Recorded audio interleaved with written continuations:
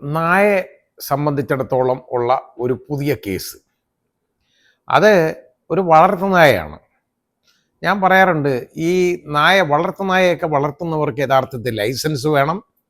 അവരെ അതിനെ എങ്ങനെ കൊണ്ടു നടക്കുന്നു തോന്നണം.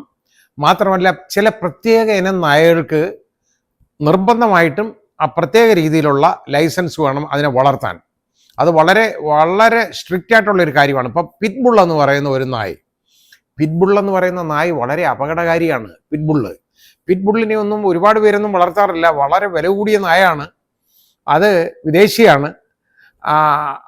അതിനെ എന്നൊക്കെ പറഞ്ഞു കഴിഞ്ഞാൽ ആളുകളെ എങ്ങാനും കടിക്കുക എന്ന് പറഞ്ഞാൽ കടിച്ച് കൊല്ലും. അത് ആ രീതിയിലുള്ളതാണ്. അത്രത്തോളം വലിയ വളരെ ഫെറോഷ്യസ് ആയിട്ട്, നമുക്ക് നായയെക്കുറിച്ച് നമുക്ക് അങ്ങനെ പറയുമ്പോൾ ഫെറോഷ്യസ് എന്നുള്ള വാക്യം നമുക്ക് ഉപയോഗിക്കാൻ ഒക്കുള്ളൂ.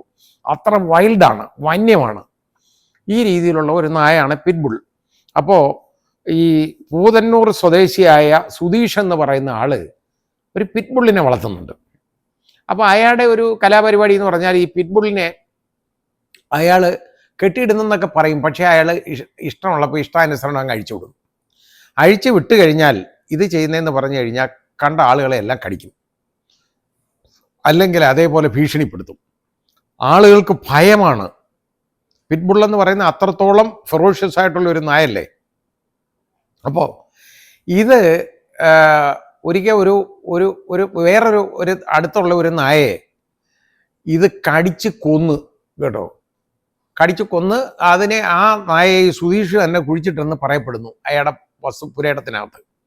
ഏതായാലും ഇത് ഇന്നലെ അവിടെ ഒരു വൃദ്ധയെ, അതായത് രാജേഷ് എന്ന് പറയുന്ന ഒരാളിൻ്റെ വീടിനടുത്തുള്ള ഒരു വൃദ്ധയെ ഈ നായ ആക്രമിച്ചെന്ന് പറഞ്ഞാൽ കൊന്നേനവരെ. അപ്പോൾ ഈ രാജേഷ് എന്ന് പറയുന്ന ചെറുപ്പക്കാരൻ കയറി ഇടപെട്ടെന്ന് പറഞ്ഞാൽ അയാൾ ഒരു കമ്പി പടി കൊണ്ട് ഇതിനെ അടിച്ചിട്ടൊന്നും അത് പോകുന്നില്ല. ഈ വൃദ്ധയുടെ പിടിവിടത്തില്ല അയാൾ, ആ പട്ടി. അപ്പോൾ നായ പിടിവിടാതായപ്പോൾ ഇയാൾ ചെയ്തതെന്ന് പറഞ്ഞു കഴിഞ്ഞാൽ അവസാനം ഈ കമ്പി ഓടി കൊണ്ട് വീണ്ടും അടിച്ചിട്ട് ഈ നായ പിടിവിടത്തില്ല. അങ്ങനെ ഒരു വെട്ടുകത്തി എടുത്ത് ഇയാൾ അതിൻ്റെ കാലെ വെട്ടി. ഇതായിരുന്നു സംഭവം. അപ്പോൾ കാലെ വെട്ടി നോക്കി. അപ്പോൾ ഈ നായ കെട്ടഴിഞ്ഞ് പോയതാണോ അത് അഴിച്ചു വിട്ടതാണോ എന്നാർക്കും അറിഞ്ഞൂടാ. അപ്പോൾ ഇതിനെക്കുറിച്ച് ഈ സുധീഷിൻ്റെ അടുത്ത് അയാളുടെ അടുത്ത് ഏഷ്യാനെറ്റിൽ ചോദിക്കുന്ന ചോദ്യം ഞാൻ കേട്ടു. എനിക്കൊന്ന് അബ്ജോദാണ് ചോദിച്ചതെന്നാണ് എനിക്ക് തോന്നുന്നത്. ആരോ, ഞാൻ ഓർക്കുന്നില്ല. ചോദിച്ചപ്പോൾ അയാൾ പറയുന്നത് എന്തോന്നറിയോ, പട്ടി എങ്ങനെ പോയെന്ന് ചോദിച്ചു കഴിഞ്ഞാൽ അയാളുടെ വീട്ടിൽ ഈ വൃദ്ധ വന്ന് വൃദ്ധയെ കടിച്ചു എന്നുള്ള കേസ് അയക്കില്ല, സുധീഷിനില്ല. അതേപോലെ തന്നെ രാജേഷ് അയാളുടെ വീട്ടിൽ കയറി, ഈ സുധീഷിൻ്റെ വീട്ടിൽ കയറി അയാളുടെ പട്ടിയെ വെട്ടി എന്നുള്ള കേസും ഇല്ല. അപ്പോൾ ഈ വൃദ്ധയെ ഇതെങ്ങനെ കടിക്കാനിടയായി, ഇതിനെ അഴിച്ചു വിട്ടതാണോ അത് കെട്ടഴിഞ്ഞ് പോയതാണോ എന്നുള്ളതൊന്നും അയാൾ പറയുന്നില്ല. അയാളത് ആവൂന്നൊക്കെ പറഞ്ഞ് എനിക്ക് എന്താണ് ഇങ്ങനെ ഉണ്ടാവാനൊരു കാരണം, അത് എന്നോടുള്ള മുൻവൈരാഗ്യം കൊണ്ടാണ്. എന്നോടുള്ള മുൻവൈരാഗ്യമായിരിക്കും, എന്തോ വൈരാഗ്യമെന്ന് അയാൾ പറയുന്നില്ല. എൻ്റെ കൂടെ ഉള്ള എന്തെങ്കിലും വൈരാഗ്യം കൊണ്ടായിരിക്കും ഈ രാജേഷ് ഇത് ചെയ്തത് എന്നുള്ളതാണ്. അവസാനം രാജേഷിനെതിരെ അയാൾ കേസ് കൊടുത്തു. അപ്പോൾ ഇത് പണ്ട് ഒരു രസകരമായിട്ടൊരു ഡോക്ടർ പറയുന്നത് ഞാൻ കേട്ടു. അതായത് ഒരാൾ വെട്ടുകൊണ്ട് ആശുപത്രി ചെല്ലുന്നു കേട്ടോ. അതായത് ഒരു മുറിവേറ്റ് ആശുപത്രി ചെല്ലുന്നു, ആളുകൾ കൊണ്ടുപോയി. അപ്പോൾ വെട്ടേറ്റതാണ്. അപ്പോൾ ഡോക്ടർ ചോദിച്ചു, ഇത് എന്താണ്, ഇതിൻ്റെ വൂണ്ട് സർട്ടിഫിക്കറ്റ് പ്രിപ്പയർ ചെയ്യുമ്പോൾ ഇതിനകത്ത് ആ മേളിൽ history of the alleged cause and alleged cause of the injury എന്നൊരു കോളമുണ്ട്.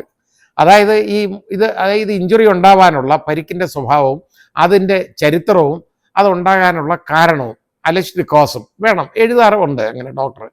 ഈ രോഗിയെടുത്ത് ചോദിച്ചെടുക്കണം.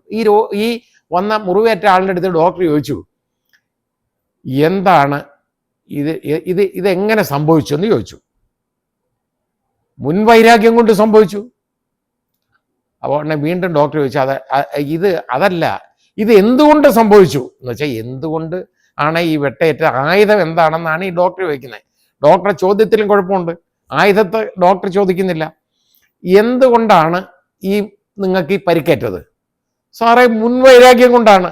ഡോക്ടർക്ക് ഭയങ്കര ദേഷ്യം വന്ന് രാത്രി 2 മണിക്കാൻ കണ്ടായത്. അപ്പോൾ ഉറക്കച്ചടവിലാണ് ഡോക്ടർ ഇരിക്കുന്നത്. ഡോക്ടർ പറഞ്ഞു, അതല്ല ചോദിച്ചത്, എന്തുകൊണ്ടാണ് നിങ്ങൾക്ക് ഈ പരിക്ക് പറ്റിയതെന്നാണ് ചോദിച്ചത്. ഉടനെ പറഞ്ഞ് സാറേ അത് വസ്തു ഉറക്കം കൊണ്ടാണ്. ഡോക്ടർക്ക് ആകെപ്പാടെ ഭ്രാന്തളവി കേട്ടോ. ഉടനെ കൂടെ വന്ന ആളുടെ അടുത്ത് എടോ ഇഞ്ഞു വാ, എടോ ഇയാൾക്ക് എന്തുകൊണ്ടാണ് ഈ പരിക്കേറ്റത്? സാറേ അത് പൂർവ്വ വൈരാഗ്യം കൊണ്ടാണ്. ഇതാണ് കാര്യം എന്ന് പറഞ്ഞതുപോലെ ആണ് ഈ സുധീഷിൻ്റെ മറുപടി. മുൻവൈരാഗ്യം ആയിരിക്കുന്നു കേട്ടോ. എന്തോ മുൻവൈരാഗ്യമാണെന്ന് അറിഞ്ഞൂടാ. ഈ പട്ടിയെ അയാളെ വീട്ടിൽ കയറി ഈ രാജേഷ് ഉപദ്രവിച്ചെന്നോ വെട്ടിയെന്നോ കേസില്ല. ഏതായാലും പട്ടിയുടെ കാലുകൾക്ക് ഗുരുതരമായ പരിക്കേറ്റിട്ടുണ്ട്. അതിനെ ഇപ്പോൾ ചികിത്സിക്കാനെങ്ങാണ്ട് ആശുപത്രി കൊണ്ടുപോയി. അപ്പോൾ അപ്പോഴത്തേക്ക് അത് ഏതാണ്ട് കുറച്ച് മുറിവ് പഴുത്തു തുടങ്ങിയെന്ന് പറയുന്നത് കേട്ടു. ഏതായാലും അത് 2 ദിവസം മുമ്പായിരിക്കാം ചിലപ്പോൾ സംഭവം ഉണ്ടായത്. എന്തായാലും ശരി, രാജേഷിൻ്റെ പേർക്ക് കേസെടുത്തിട്ടുണ്ട്. പക്ഷേ എനിക്കുള്ള ഒരു സംശയം, ഒരു പ്രൈവറ്റ് ഡിഫൻസ് എന്ന് പറയുന്ന ഒരു വകുപ്പ് നമ്മുടെ BNS, അതായത് ഭാരതീയ ന്യായ സംഹിത, നമ്മുടെ അതുപോലെ പഴയ IPC, ഇതിനകത്ത് പ്രൈവറ്റ് ഡിഫൻസ് എന്ന് പറയുന്ന ഒരു വകുപ്പുണ്ട്. ഒരാളെ എന്തെങ്കിലും ഒരാൾക്കൊരു പരിക്കേൽക്കുന്നതോ ഉപദ്രവിക്കുന്നതോ കൊല്ലാൻ വരുന്നതോ കണ്ടാൽ, ഒരു മനുഷ്യൻ വന്നാൽ അയാളെ ചെയ്യുന്നെങ്കിൽ പോലും മതിയായ രീതിയിൽ അതിനെ ചെറുക്കാം. അത് അയാൾ തന്നെ ഇറക്കണമെന്നില്ല. ഇത് കണ്ടു നിൽക്കുന്ന ഒരാൾക്ക് ചേർക്കാം, മറ്റൊരു ആൾക്കും ചെയ്യാം. അതേപോലെ ഇപ്പോൾ ഈ വൃദ്ധയെ ഉപദ്രവിക്കാൻ വന്ന് വൃദ്ധയെ കൊന്നുകളയും. ആ മനുഷ്യജീവിയെ സംരക്ഷിക്കാൻ വേണ്ടി ഈ രാജേഷ് ആദ്യം കമ്പി ഒടിവെച്ച് പട്ടി അടിക്കുന്നു. അത് പോകത്തില്ല, കടിപിടത്തില്ല, രക്ഷയില്ല. അങ്ങനെ വന്നപ്പോൾ അയാൾ വെട്ടുകത്തിയെടുത്ത് വെട്ടി. യഥാർത്ഥത്തിൽ ഇത് പ്രൈവറ്റ് ഡിഫൻസ് ആണ്.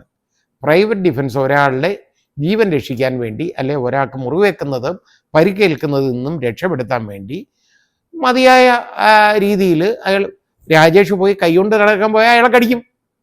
അതുകൊണ്ട് കമ്പി ഒടിച്ചടിച്ചു, പട്ടി പിടിവിടുന്നില്ല. അങ്ങനെ വന്നപ്പോൾ വെട്ടുകത്തിയെടുത്ത് വെട്ടി. ഇതല്ലാതെ എന്തേലും അതിനെ കൊന്നാൽ പോലും ഒരു കുഴപ്പമില്ലായിരുന്നു. ഇതാ കാര്യം. അപ്പോൾ അത് കേസ് വരുമോ ഇല്ലയോ എന്നുള്ളത് പോലീസ് ഒന്ന് മനസ്സിലാക്കണം. മാത്രമല്ല, ഇതുപോലെ ഫെറോഷ്യസ് ആയിട്ടുള്ള ഈ നായ്ക്കളെ യാതൊരു മുൻകരുതലുകളും സുരക്ഷയുമില്ലാതെ വളർത്തുന്നവന്മാർക്കെതിരെ വേണ്ട നടപടിയെടുക്കണം. അതാണ് പോലീസ് ചെയ്യേണ്ടത്. അല്ലാതെ ഈ രാജേഷ് ഈ വൃദ്ധയായ സ്ത്രീയെ രക്ഷപ്പെടുത്തിയതിന് അയാളുടെ പേര് കേസെടുക്കുക അല്ല വേണ്ടത്. ആലോചിക്കണം, ശരിയായി പ്രവർത്തിക്കണം.